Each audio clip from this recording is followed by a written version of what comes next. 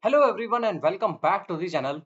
Guys, in the heart of Iran's capital, fire lit up the night sky. Flames roared across the city as sirens screamed and residents watched in horror.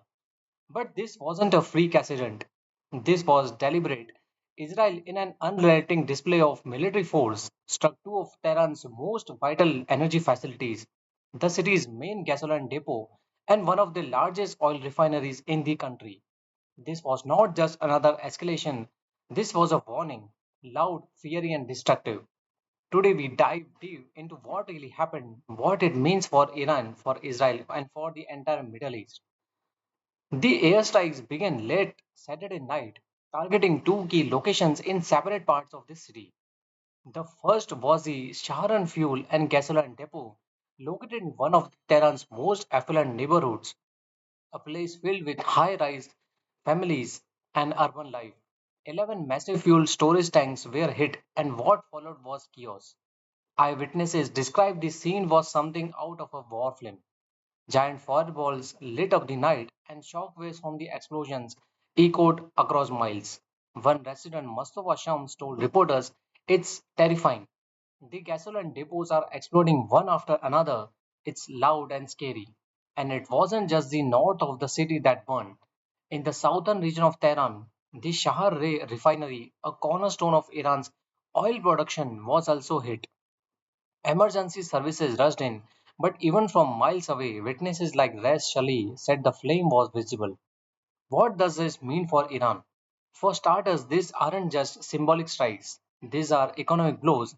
Iran's energy infrastructure is a lifeline, not just for its people but for its global influence and cash flow. Cutting off energy means more than blackouts, it means strangling Iran's economy during an already tense time.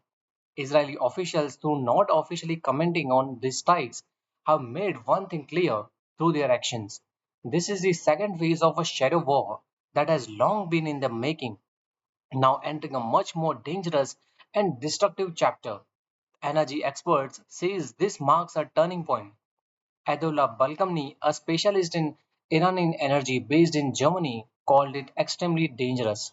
And he's right, because these aren't the military bases, these are public infrastructure targets. Civilian areas, places where families live, children sleep, and everyday life unfolds. And the fear is palpable. One woman, Shirin, who lives near the Shahran depot, said the blast was so loud her mother fainted. Neighbors were frantically calling one another, trying to figure out what to do, where to go. People weren't just scared of another airstrike, they were terrified of running out of gasoline and of how to power their lives tomorrow. Our words capture the human cost perfectly. This is not just military, this is our livelihood and our lives. But there is more. According to reports from Israeli defense sources, these strikes were limited to fuel facilities. Israeli warplanes also hit experimental laboratories tied to Iran's nuclear program. These aren't confirmed publicly, but the silence from Iranian leadership speaks volumes.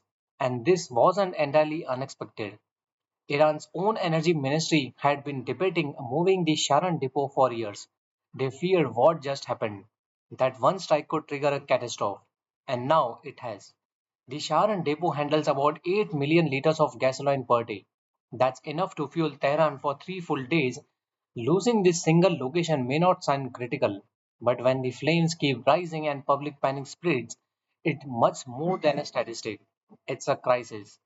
As of now, Israel has not officially commented on the strikes, but their message is crystal clear. Iran's shadow war with Israel is no longer in the shadows. It's bursting into open in cities, in neighborhoods, and in homes. So, guys, what we are witnessing is the unraveling of the fragile status quo and the beginning of something far more volatile. If energy facilities are no longer off limits, what comes next? Is this the new normal for the Middle East or just the opening act of something far worse? Let me know what do you think in the comments. Was this a justified preemptive strike or a dangerous escalation that could spiral out of control? And more importantly, how should the world respond? Don't forget to like this video if you want more updates and analysis on global conflicts and crises. Subscribe to our channel so you don't miss the stories behind the headlines. Until next time, stay informed, stay aware, stay safe. and I will see you in the next video.